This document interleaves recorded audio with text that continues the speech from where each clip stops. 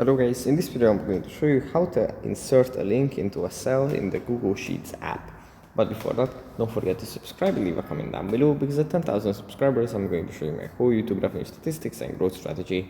So without further ado, let's just jump right into it. First we have to open up Sheets. Here it opens up like this. From here we just have to select the sheet that we want to edit.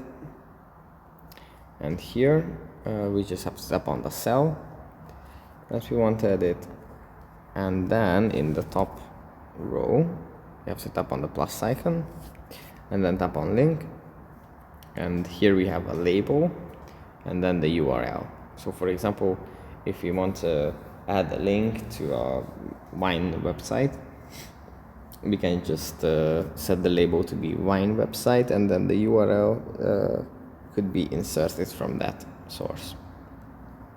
So yeah, that's pretty much it for this video. Hope it was helpful for you guys, and I'll see you in the next one.